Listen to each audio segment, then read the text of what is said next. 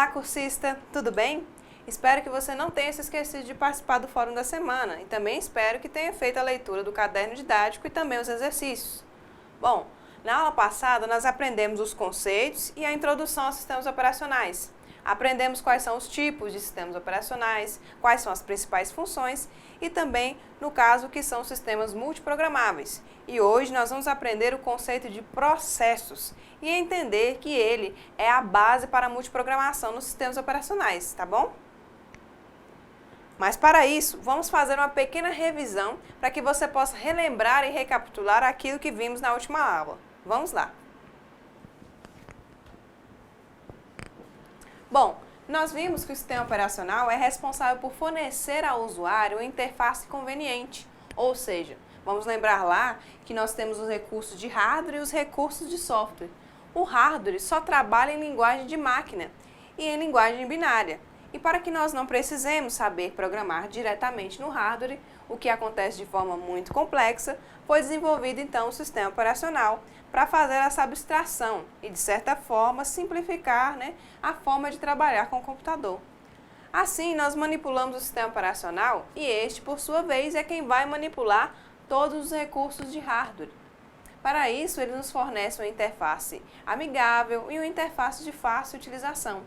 Deste modo, o sistema operacional ele faz às vezes de gerenciador de recursos no nosso sistema computacional.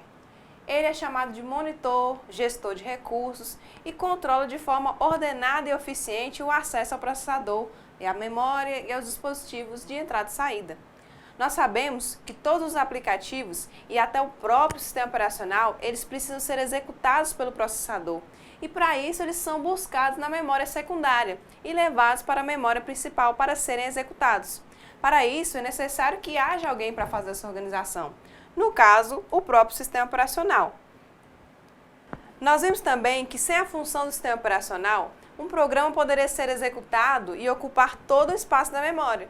E aí nós não poderíamos executar nenhuma outra aplicação, pois aquela já tomou todos os recursos exclusivamente para ela. Então, para que essa situação não ocorra, o sistema operacional trabalha como gestor de recursos, para que vários processos sejam executados simultaneamente. Veremos que essa execução simultânea é, na verdade, sequencial, só que acontece de forma absolutamente rápida, e só é possível através do conceito de processos.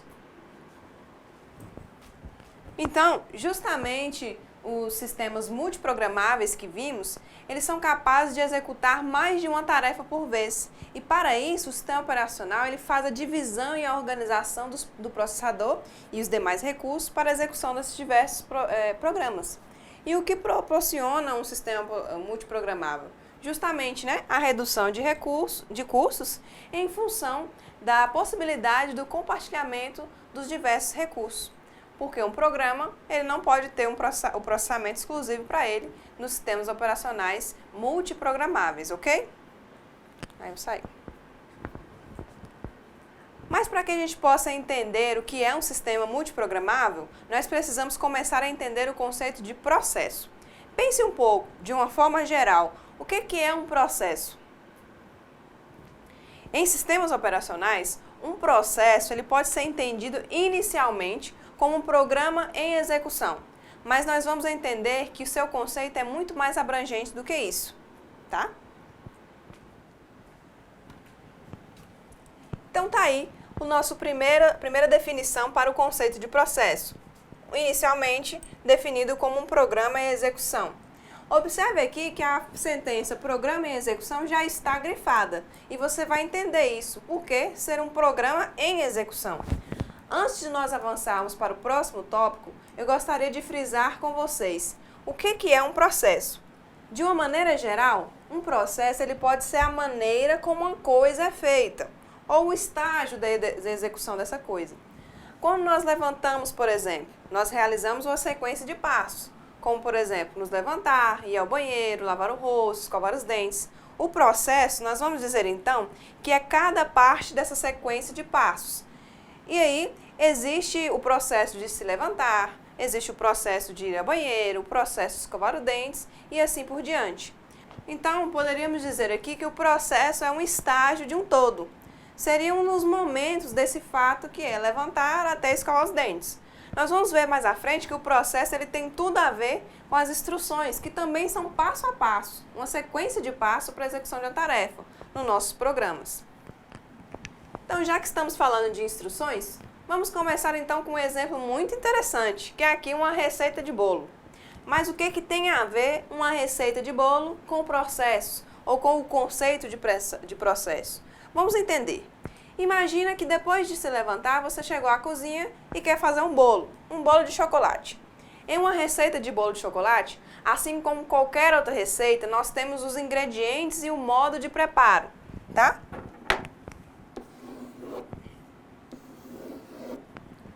Os ingredientes, vamos fazer uma analogia com ele. Pode ser os nossos recursos. Nós precisamos dos recursos, dos ingredientes, para fazer um bolo.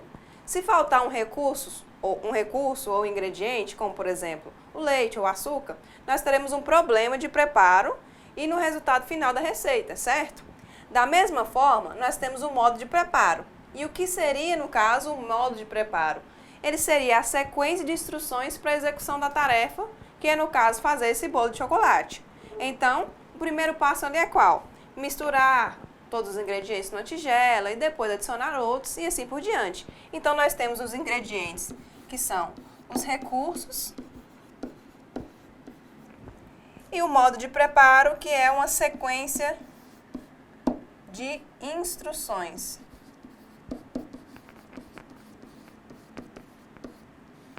Nós utilizamos os ingredientes e, através da sequência de instruções, nós vamos realizar esse passo a passo, esse programa, né? Vamos fazer essa analogia, que é executar uma receita de bolo de chocolate.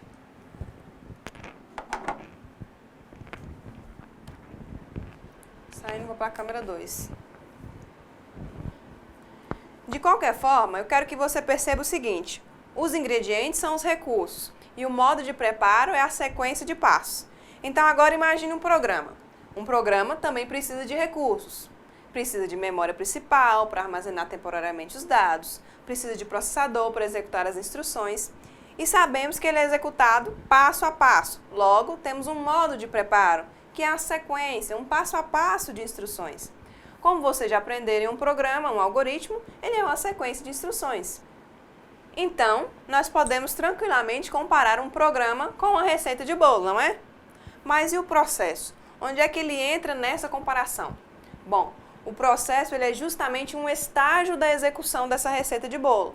Quando nós misturamos o ingrediente em uma bacia, estamos realizando o processo de mistura de ingredientes. Quando nós colocamos o forno para aquecer, nós estamos realizando o processo de colocar o forno para aquecimento.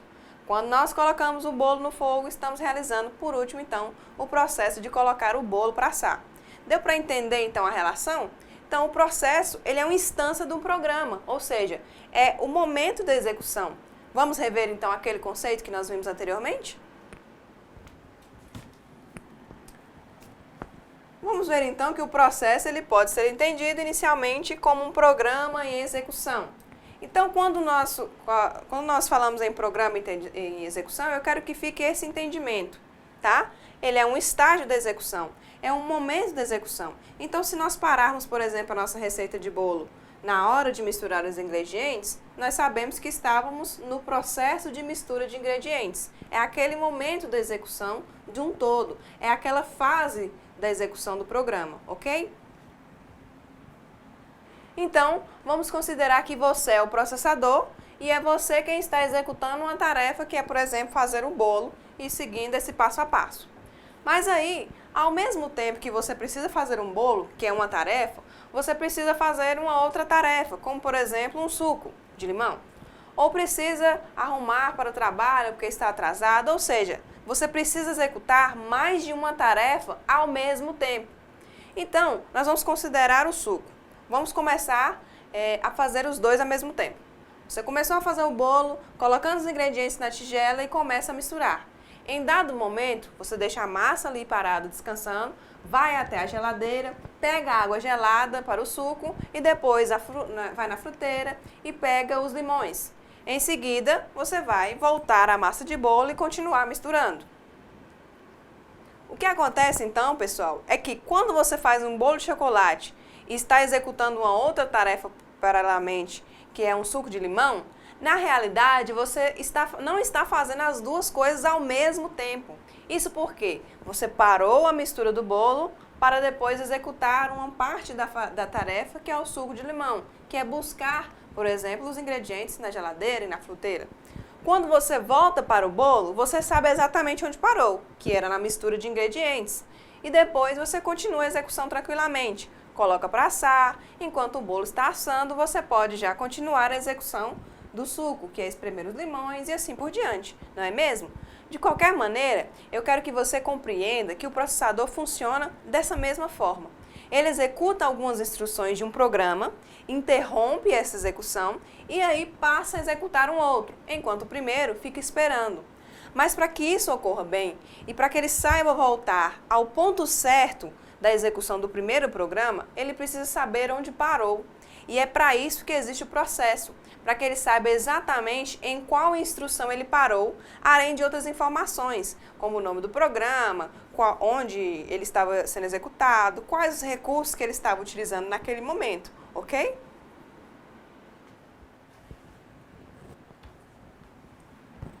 Então, vejamos mais esta definição. Um processo é a execução de um programa dentro de um ambiente fornecido pelo sistema operacional. Os ingredientes que o sistema operacional usa para executar o programa são os recursos disponíveis, como memória, tempo de processador e espaço em disco. Aí você pode se perguntar, ué professora, mas não é o processador quem executa os programas? O que tem a ver o sistema operacional? Sim, mas quem gerencia, quem controla e quem organiza tudo isso e determina quando um programa deve ter a sua execução interrompida para que um outro comece a ser processado é o sistema operacional, certo? Então, frisando aqui, um processo é a execução de um programa dentro de um ambiente fornecido por quem? Pelo sistema operacional, ok? Os ingredientes são os recursos que no caso do programa, nós podemos citar a memória, o processador e o espaço em disco. Então, quando falamos em execução, nós falamos de uma sequência de instruções. Vamos então pegar um exemplo prático de um programa. Este programa aqui é escrito no Visual G. Por exemplo, vocês já começaram a utilizar, inclusive, esse software nas disciplinas de técnica de programação. Este programa ele tem várias instruções aqui.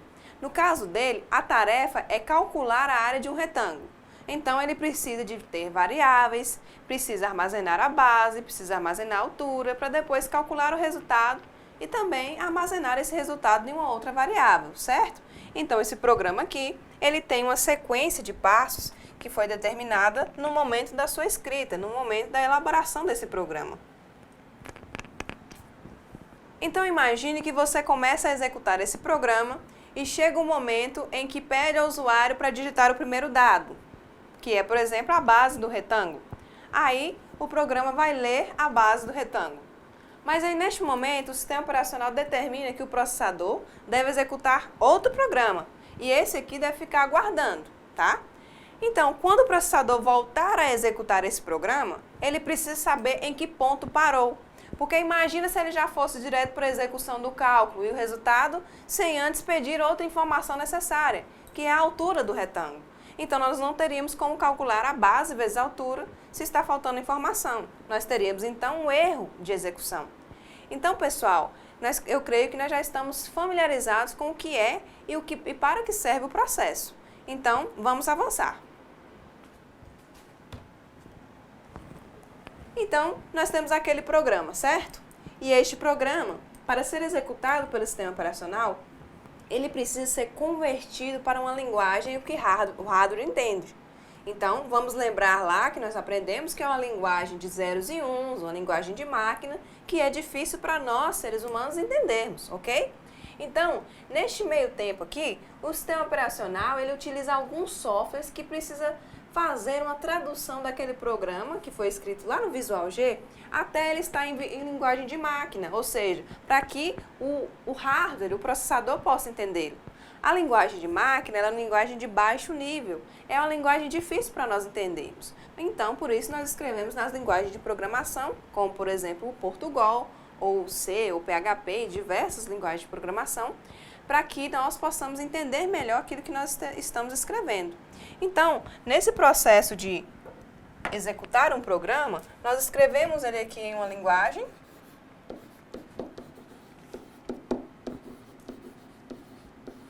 de programação e o programa vai ser executado em uma linguagem de máquina.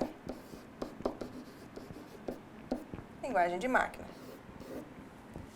Lembra que eu falei que o sistema operacional ele provê um ambiente para a execução dos nossos programas?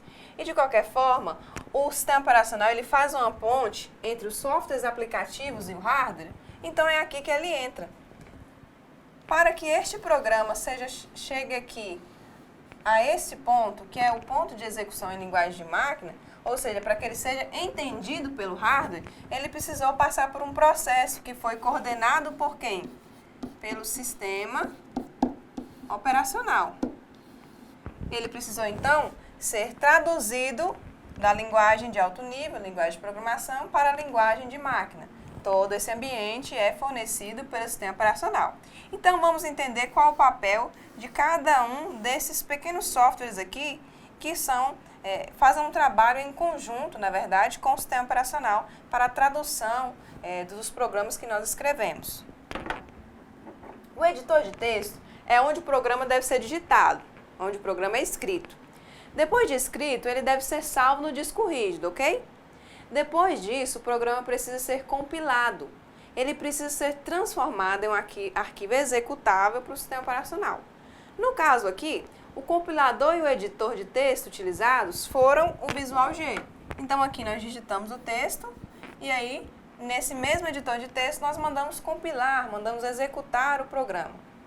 Quando solicitamos essa compilação ou criação de um programa executável, o compilador ele executa antes uma verificação de erros. Aí nós chamamos de pré-compilação, ok? Na pré-compilação, ele vai verificar se todos os comandos estão corretos e vai gerar um texto codificado em linguagem de máquina. Nos sistemas Windows, eles possuem a extensão exe. Os sistemas executáveis possuem a extensão exe, ou exe, executável, ok? Então, observe que o programa original ele foi transformado em uma série de linhas contendo apenas zeros e uns. É a linguagem entendida pelo sistema operacional. Cada linha aqui é uma instrução em linguagem de máquina ou código binário que será decodificada e executada pelo processador. Apenas recapitulando aqui, o editor de texto é onde escrevemos o programa. O pré-compilador faz a verificação de erros para ver se não tem algum erro de escrita mesmo do nosso programa. E depois ele passa para a compilação, que é a criação do código executável, que é o código com zeros e uns, ou com linguagem de máquina, que é aquele que é utilizado que é entendido e utilizado pelo próprio hardware, pelo processador. O último passo é feito lá pelo ligador, que ele vai adicionar as funções declaradas no código-fonte e as chamadas do sistema. Aí ele vai ligar os blocos de código, gerando então esse programa executável. Essas chamadas do sistema eles são rotinas do sistema operacional para acesso ao hardware, como por exemplo, abrir uma janela no monitor ou escrever um caractere em tela, tudo isso necessário para a execução do nosso programa em Portugal. Ele precisa abrir a nossa telinha preta lá para executar o programa. Esse programa agora, que foi escrito por nós em Portugal, agora já está formatado em linguagem de máquina para a execução na UCP, a linguagem de zeros e uns lá que somente o processador entende, ok? Então você pergunta, qual a necessidade de saber tudo isso? Então eu volto a citar aqui a definição anterior que vai dizer que um processo é a execução de um programa dentro de um ambiente fornecido pelo sistema operacional. Essas traduções, elas também fazem parte desse ambiente de execução que é fornecido pelo sistema operacional. Se nós não tivéssemos esse sistema para prover a execução de todos os nossos programas, eles seriam apenas texto e eles não seriam entendidos pelo processador. Afinal, ele só entende linguagem de máquina, ok? Então, nós sabemos que os programas eles são armazenados no disco rígido. E para que eles sejam executados, eles são transferidos para a memória principal. Vamos observar essa imagem. Nós temos então o programa, ou o código, e sabemos que para ser executado ele precisa ser transferido da memória memória secundária para a memória principal. Então aqui é a memória principal, ou MP, tá? Você vai ter então aqui na memória, né, o programa, o código e os dados, tá? O programa, aqui no caso, é o código que foi armazenado na sua memória principal, que foi buscado lá no nosso HD, e nós temos os dados para a execução desse programa. Todas essas informações, elas precisam ser organizadas em uma estrutura chamada bloco de controle, ou também chamada de BCP. O que é o BCP? Todas essas informações, elas são anotadas no BCP, o bloco de controles, de processo. E aqui nós temos o AUCP e os registradores, tá? Então o sistema operacional ele está aqui provendo esse ambiente de programação, fazendo essa ponte entre a memória principal e a UCP. O que nós temos na memória principal? O programa, os dados, o bloco de controle de processos, e aqui na UCP nós temos os registradores. Eu vou destacar aqui agora esse registrador aqui que é o PC, ou Program Counter. Nós vamos então falar o nome em português que é contador de instruções. Instruções, tá? Então, o que tem a ver esse contador de instruções? E vamos ver então qual a ligação dele com o nosso BCP, que é o bloco de controle de processo, tá?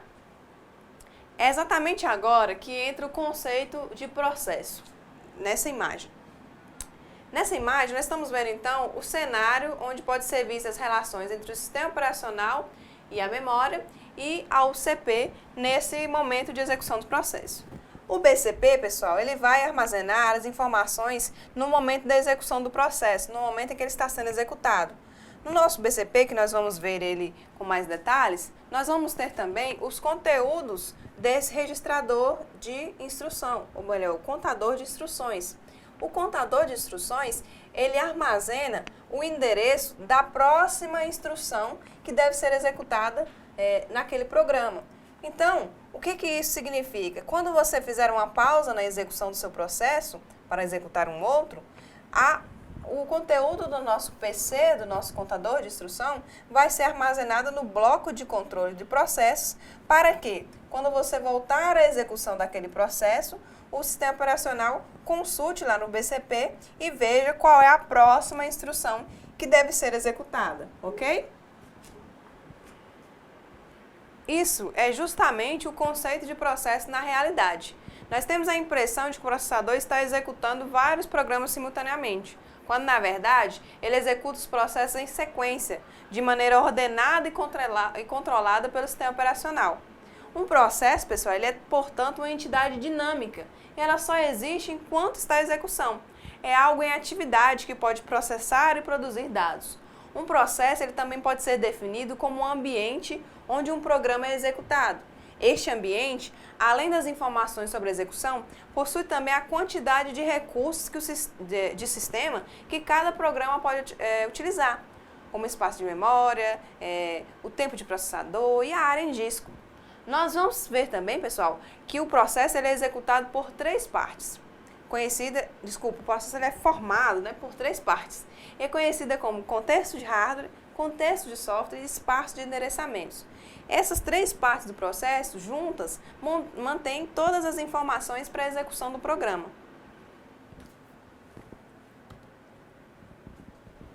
Então, olha só, temos aí as três partes dos processos.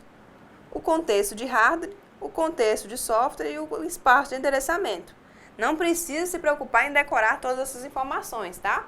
Nós precisamos apenas entender aqui de maneira geral como funciona o processo e saber, então, que essas são as três partes que compõem o processo.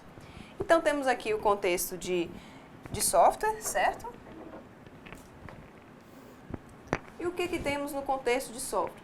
Temos o nome do processo, o PID, que é a identificação do processo, temos o owner ou o dono, a prioridade de execução, a data e a hora, o tempo de processador e as cotas. As cotas determinam qual o tempo máximo que o processador deve utilizar cada recurso.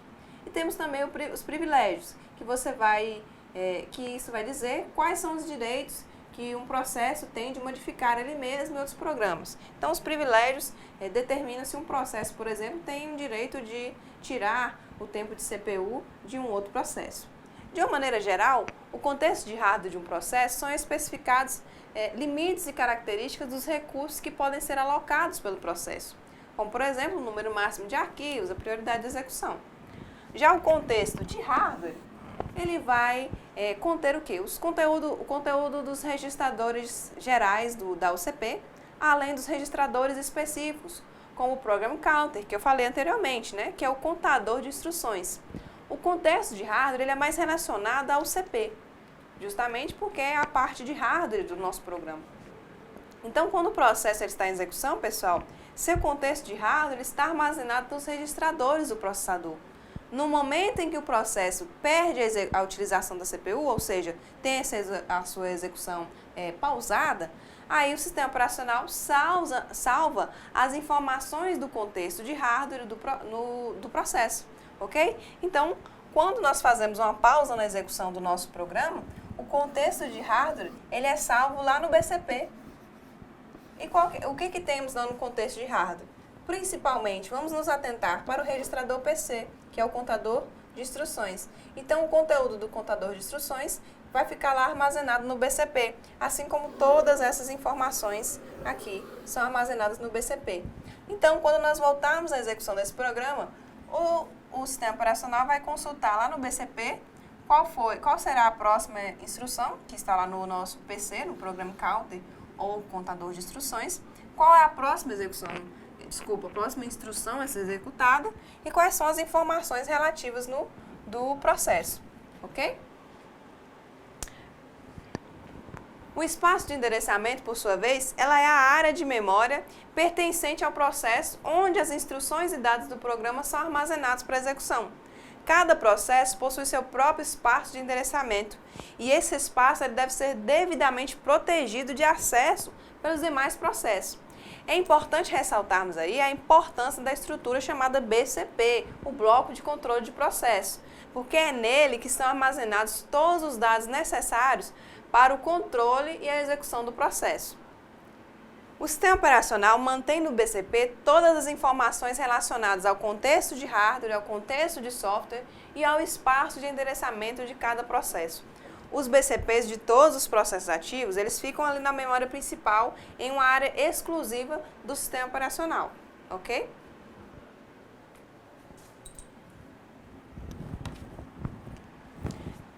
Então, vejamos aí a estrutura do BCP e as informações que ele armazena. Aqui nós estamos mostrando apenas algumas delas. Os ponteiros, né, eles vão indicar qual área da memória que aquela instrução está armazenada, ok? O estado do processo, nós vamos estudar cada um deles. Ele vai indicar se o processo está sendo executado, ou se o processo está aguardando a execução, ou se ele está em espera. O nome do processo vai ter o quê? O nome do processo que está sendo executado. A prioridade, já dissemos, né? Se esse programa tem alguma prioridade em ser executado primeiro do que outros. O conteúdo dos registradores, como o Program Counter, que já citamos, entre outras informações, ok? Então, esta é a estrutura do nosso bloco de controle de processo, uma estrutura importantíssima para que o sistema operacional consiga se organizar, consiga entender qual fase de execução está o nosso programa.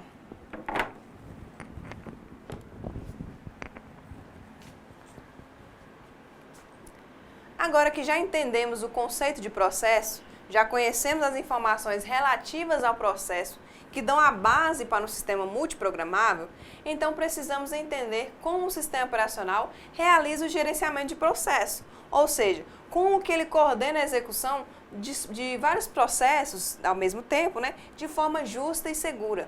Vamos entrar no conceito chamado multiprogramação, que possibilita a execução de vários processos de forma simultânea. Mas nós vamos entender como que isso funciona, ok? Vamos lá.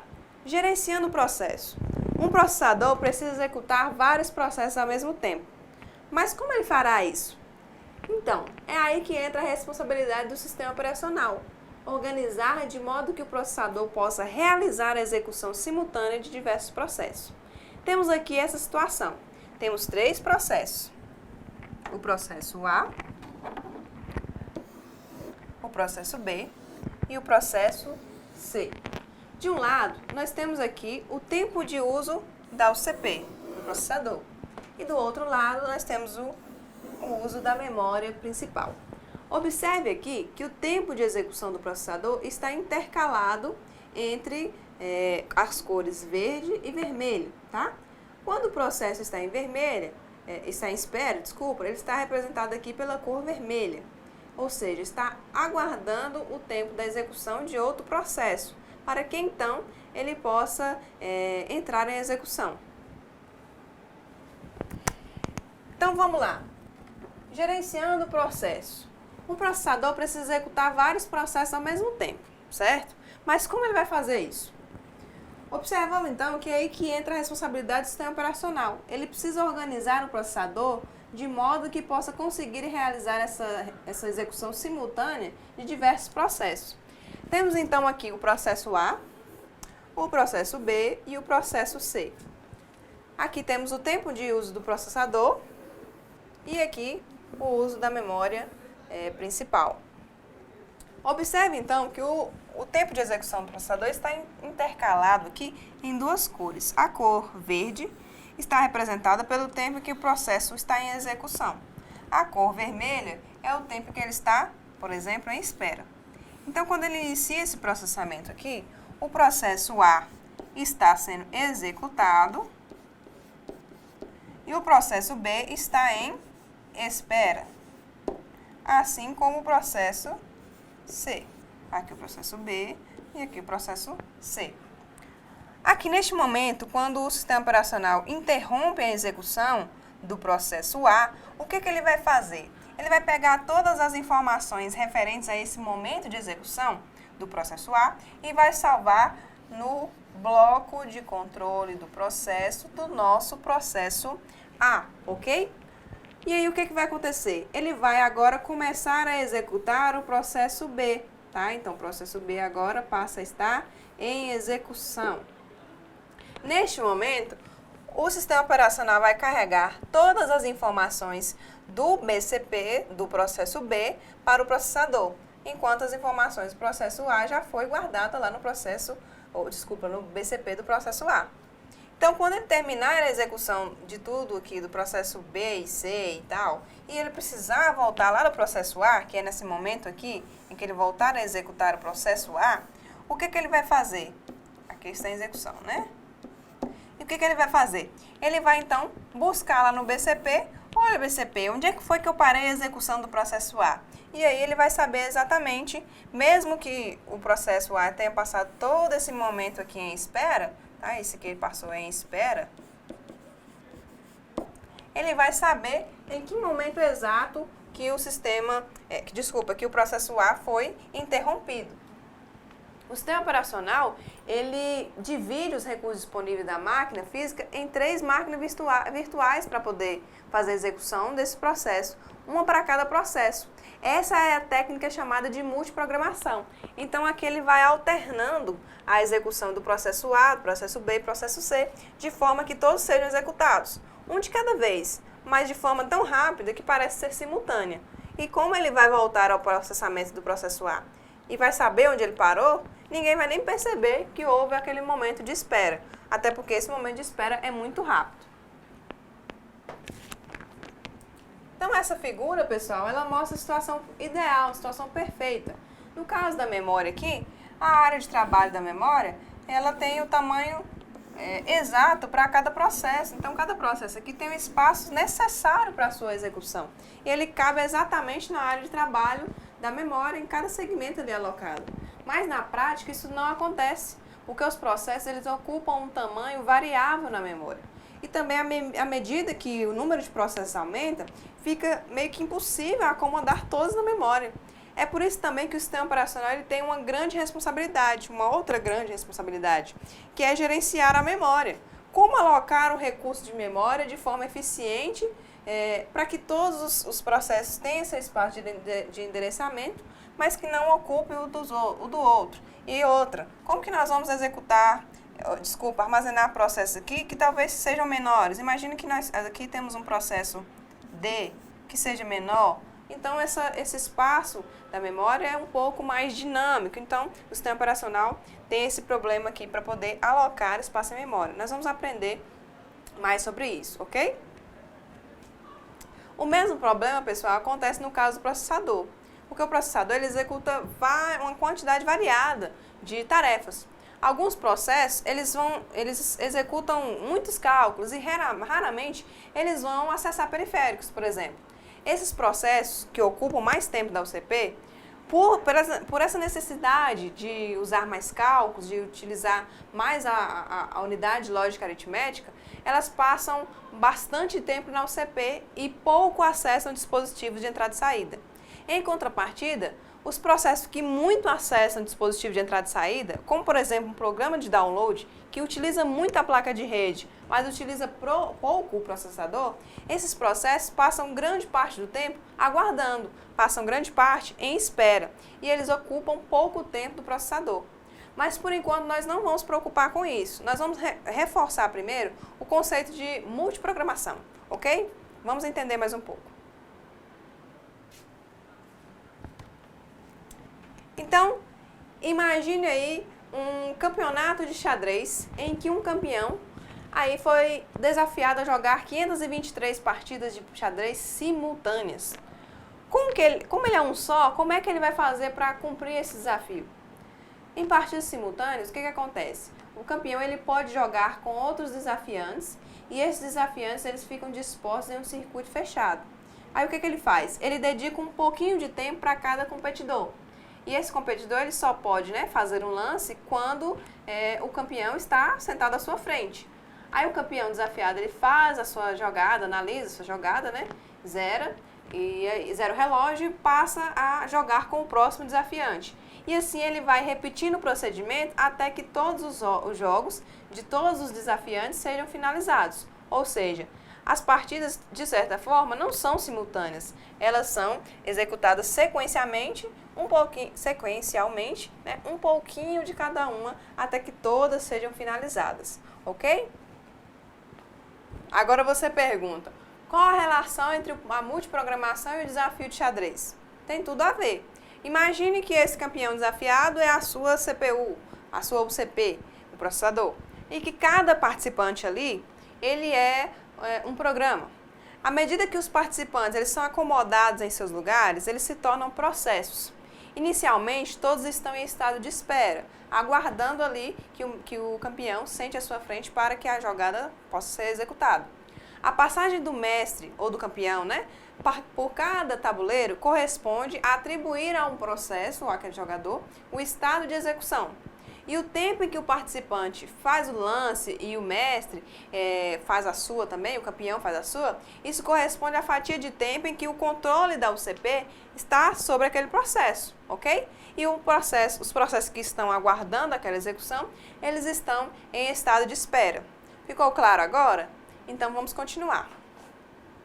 Se questione agora, como é que o sistema operacional vai fazer para organizar a execução de vários processos? Vocês lembram que eu citei que cada processo tem um estado? O que é o estado? O estado é quem determina o momento em que o processo está. Qual é o estado de execução? Se ele está em espera, se ele está em execução, se ele está pronto ou se ele está, por exemplo, terminado. Então vamos entender quais são os estados do processo.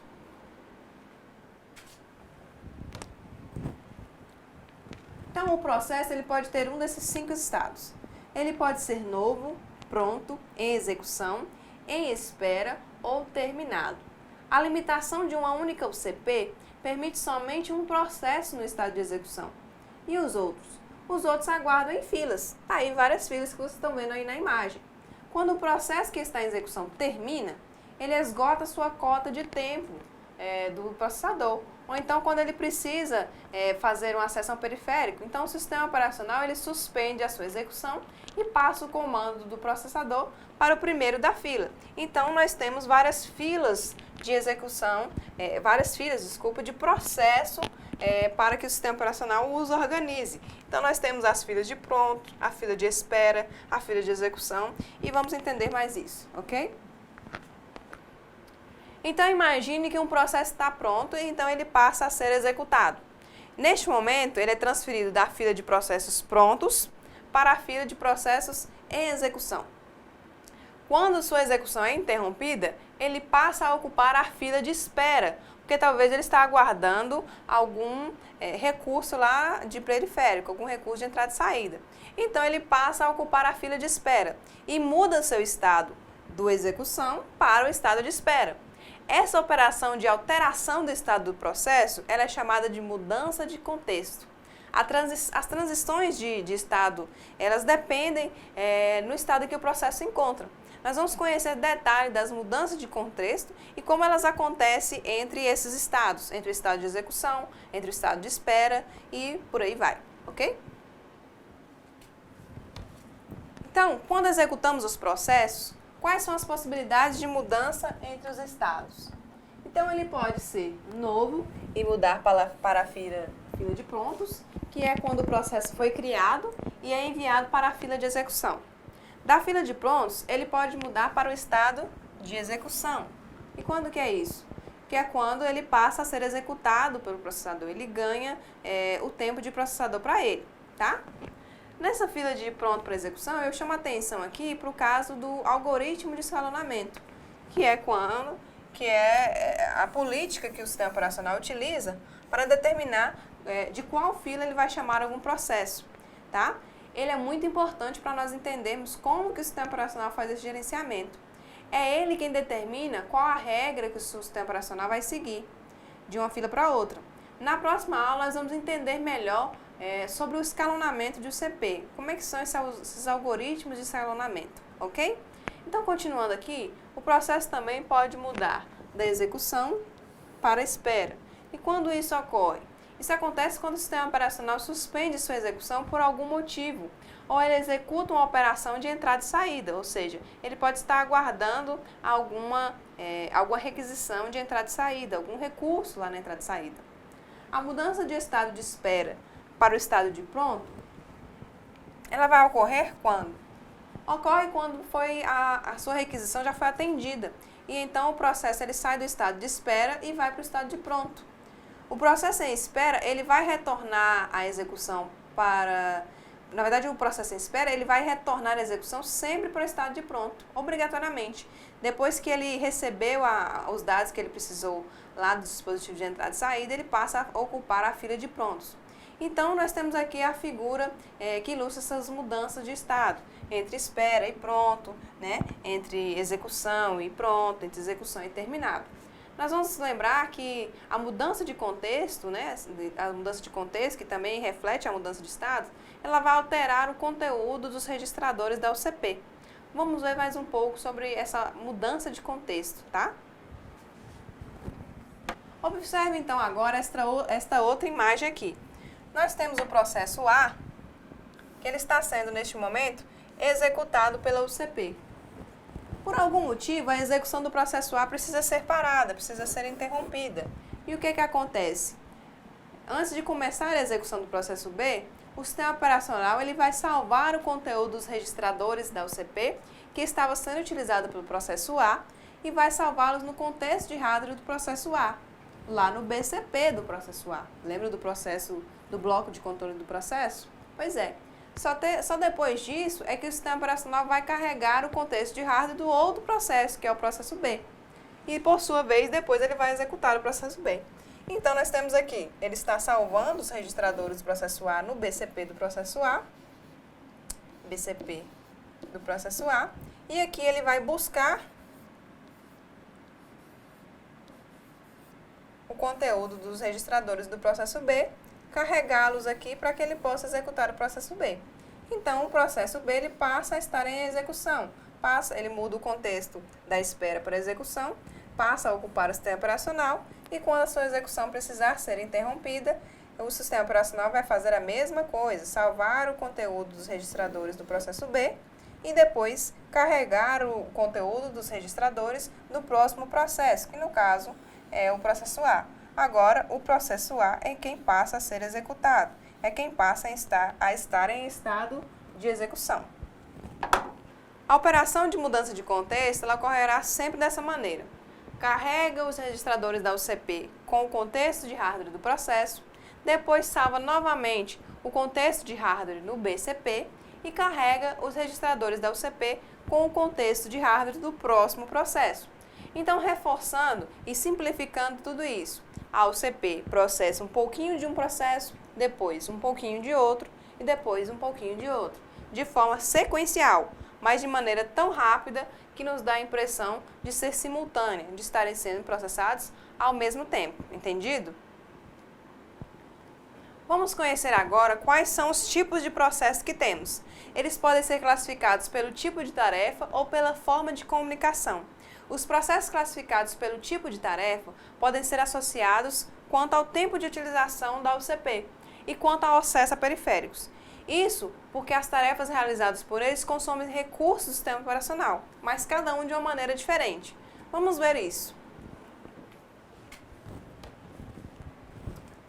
Então, nós temos aqui, entre os processos classificados pelo tipo de tarefa, os processos limitados pela UCP, tá? Eles também são chamados de CPU bound. Lembrando também, gente, que CPU é a mesma coisa que o CP. Então, os processos CPU bound, eles são chamados assim porque passam a maior parte do seu processamento utilizando a UCP. Aplicações como jogos e players de vídeos são caracterizados como CPU bound.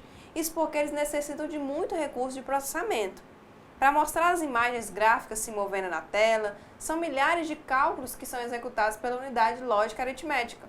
Observe o gráfico da figura A, onde temos o eixo do tempo aqui.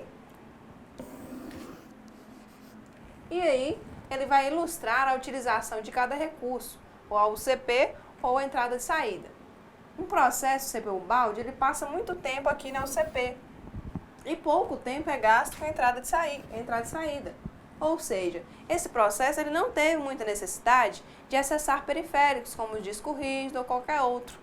Os processos CPU bound, pessoal, eles passam a maior parte do tempo no estado de execução, justamente por terem essa maior quantidade de cálculos a serem executados. Já os processos limitados por entrada e saída, eles já fazem mais requisição a periféricos. Eles também são chamados de I/O bound. Esse I/O aqui não se assusta. Esse I/O significa entrada e saída. I/O é a mesma coisa que input e output, tá? Input barra output, que é a mesma coisa que entrada e saída. Então, toda vez que você vê I/O bound, significa entrada e saída. Temos então aqui o gráfico da figura B aqui, onde nós temos a utilização do processador por um processo CPU bound. Então, observem aqui que o tempo de utilização de cada recurso já é diferente. A utilização da UCP pelos recursos de entrada e saída, ele passa muito mais tempo aqui utilizando os recursos de entrada e saída, enquanto que ele passa menos tempo aqui, ó, utilizando a UCP. Então, aqui, ó, passa menos tempo na UCP e mais tempo fazendo acesso a periféricos. Exemplo de processos que realizam essas requisições de entrada e saída com mais frequência é, por exemplo, o nosso navegador de internet. Mesmo com a conexão de alta velocidade, eles ocupam pouco a UCP. O que eles usam a maior parte do tempo é a placa de rede, passam em comunicação com o periférico, ou seja, acessando um dispositivo de entrada e saída, ok? Dessa forma, pessoal, nós vemos que os processos limitados por entrada e saída, eles fazem muitas requisições a periféricos. Em consequência disso, eles são vistos raramente na fila de prontos, mas em contrapartida, eles são fregueses assíduos da fila de espera, porque estão sempre ali aguardando a entrega de algum recurso fora do sistema central, ou seja, lá na parte dos periféricos. Então, nós vamos ver agora os processos classificados pela forma de comunicação. Slide. Sabemos que os processos recebem informações, processam e apresentam resultados. Podemos então caracterizar um processo associando-se aos canais de comunicações mais utilizados, aos canais de entrada e saída mais utilizados, mais especificamente. O que são os processos em primeiro plano ou foreground? Então vejamos aqui. Processos em primeiro plano ou foreground. Eles também são chamados de processos interativos. Eles têm esse nome porque exigem a comunicação direta com os usuários. Então tá aqui os usuários. Por quê? Jogos, por exemplo, eles executam processos que recebem comandos de entrada e saída através do mouse, teclado ou joystick. Então, quando você está lá jogando e dá, por exemplo, um comando com o teclado para mover para a direita ou esquerda ou pular, uma outra aplicação, como o editor de texto, recebe o tempo todo os toques que o usuário está dando no teclado e ele precisa convertê-los em letras. Tudo isso são comandos de entrada e saída dados pelo usuário. Então, esses processos que mostram os resultados, que recebem os resultados dos comandos dos usuários, eles devem também exibir os resultados para o usuário de forma de saída. Tá? Ou seja, existe uma interatividade com o usuário, que está o tempo todo dando e recebendo informações para uma aplicação.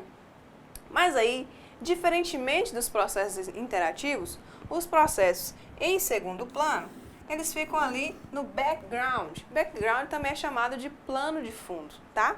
Normalmente, a comunicação de um processo em segundo plano, ela é feita através de arquivos. Um exemplo de processo background é, por exemplo, um antivírus. Ele executa uma varredura lá em tempo real no seu computador e ele está verificando o disco em busca de ameaças sem que você perceba. Então, ele não precisa receber comandos do usuário simultaneamente à sua execução. Uma característica desses processos também é que no caso lá dos sistemas Windows, esses processos background, eles ficam minimizados lá naquele menu no canto inferior direito, ao lado do relógio, calendário do Windows. Então, para finalizar esse raciocínio, os processos em primeiro plano são aqueles que buscam interatividade e que precisam ter interatividade, interativo, né? Interatividade com o usuário. Os processos em segundo plano, eles não precisam de comandos de entrada do usuário, nem dão nenhuma saída. Eles ficam sendo executados no plano de fundo, como, por exemplo, antivírus. E também processos do sistema, ok? Pessoal, nossa aula então vai chegando ao fim, mas antes de terminarmos, vamos rever alguns conceitos para fixá-los finalmente. Nesta aula, nós vimos que o processo é um dos mais importantes conceitos dos sistemas operacionais. Vimos também que o processo é uma entidade dinâmica, com uma estrutura bem definida, onde as informações referentes ao processamento são armazenadas. Também aprendemos que o processo é a figura central da multiprogramação, porque é o conceito de processo que torna possível a execução de múltiplos processos em sequência, aparentando execuções simultâneas. E, finalmente, nós vimos também que o sistema operacional organiza fila de processos baseadas em seus estados, e as mudanças entre estados são chamadas de mudança de contexto. Então, por hoje ficamos aqui. Na próxima aula, vamos ver o escalonamento de UCP e gerenciamento de memória. Não se esqueça de verificar o fórum da semana, fazer a leitura do caderno didático nos capítulos 3 e 4 nessa semana, e lá você vai também resolver os exercícios propostos do livro didático, ok? Fiquem em paz e até a próxima semana.